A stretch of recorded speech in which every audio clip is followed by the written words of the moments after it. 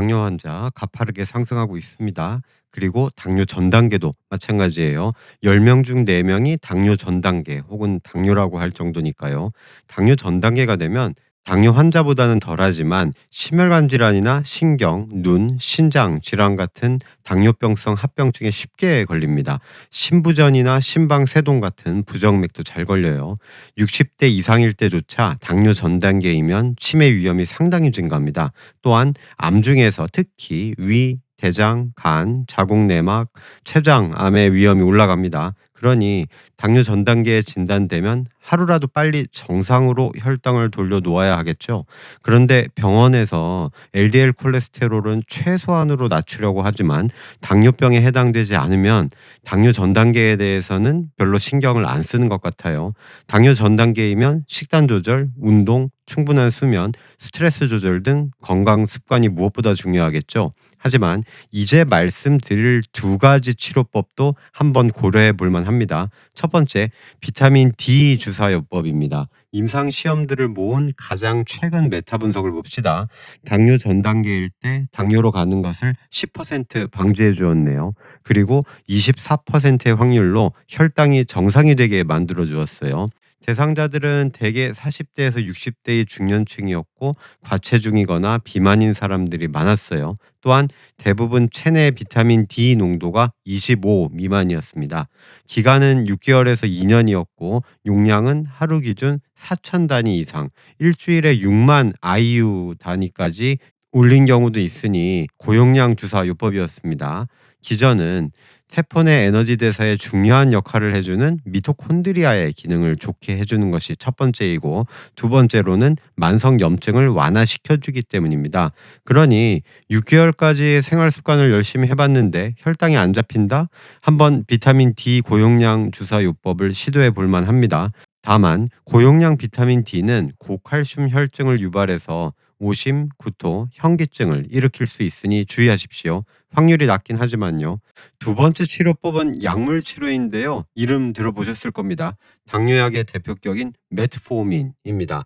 당뇨 전 단계 때 가장 효과가 좋은 용량과 복용 기간, 그리고 주의할 점까지 알려드릴 테니까 끝까지 시청해 주십시오. 먼저 당뇨 전 단계일 때 메트포민을 먹은 그룹과 안 먹은 그룹을 비교한 임상 시험들의 메타 분석을 보면 당뇨에 걸릴 위험을 35% 낮춰 주었습니다. 한 가지 기억할 것은 임상 기간이 1년 정도로 짧았다는 거예요. 다음으로 메트포민을 먹는다면 용량은 어떤 것이 가장 좋을까요? 가장 적은 용량이 250mg인데요. 하루 750mg이 가장 효과도 좋았고 부작용도 적었습니다. 공복 혈당뿐만 아니라 식후 혈당도 조절해 주었고요. 혈당을 정상으로 돌려놓을 확률도 2배로 다른 용량에 비해 유리했어요. 자, 이번에는 생활 습관도 좋게 바꾸고 메트포민도 같이 먹으면 더 좋은지 살펴봅시다. 6개월까지는 메트포민을 먹으면서 동시에 습관을 교정한 그룹이나 건강 습관만 잘 가지고 약을 먹지 않은 그룹이나 혈당 감소에 차이가 없었습니다. 그런데 6개월에서 1년까지는 15% 당뇨로 덜 가게 해준 것이 메트포민을 먹으면서 동시에 습관을 교정한 그룹이에요. 기간을 기억해 주십시오. 1년까지입니다. 이제 가장 중요한 메타 분석. 자마, 즉 미국 의사협회 저널에 실린 연구를 보죠. 43개의 임상시험을 모아서 5만 명의 자료를 분석했어요. 체중 감량을 목표로 세운 생활 습관 교정 그룹은 7년이 지난 시점에서도 효과를 발휘했습니다.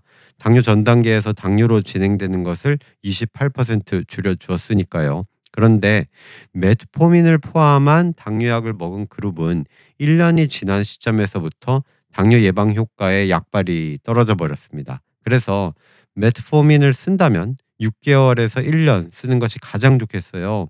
이제 마지막 메타 분석을 보죠. 식이 조절과 운동을 엄격하게 시행한 그룹과 이 엄격군이라고 부를게요. 메트포민 복용 그룹 간의 비교입니다. 서로 차이가 없었다는 것이 포인트입니다. 심지어 엄격군에다가 당뇨약을 같이 먹게 했던 경우에도 엄격군 단독에 비해서 당뇨 예방 효과가 똑같았어요. 그러니 습관을 확실히 교정하는 것이 당뇨 전 단계에서 가장 효과가 좋은 방법입니다.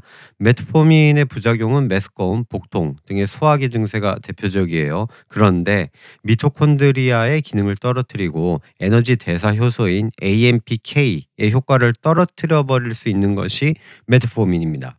운동 능력의 감소라는 부작용도 확인하시라는 이야기예요. 또한 임신을 계획 중이라면 예비 부모 모두 메트포민은 복용하지 않는 것이 좋습니다. 성장 부전 아기가 태어나는 문제가 생길 수 있어서 그래요. 자, 정리해 봅시다. 당뇨 전 단계에 해당하면 습관을 확실히 교정하는 것이 가장 중요합니다. 보조요법으로는 첫 번째, 비타민 D 고용량 주사, 특히 비만이거나 비타민 D 체내 농도가 낮은 경우에 6개월에서 2년 동안 투여해 볼 만합니다. 두 번째, 메트포민 하루 750mg을 6개월에서 1년 동안 투여해 볼 수 있습니다. 두 경우 모두 장기간 끌지는 마시고 혈당이 낮아진 효과를 누린 다음에 다시 무소의 뿔처럼 건강 습관만으로 혼자 가세요. 살로우.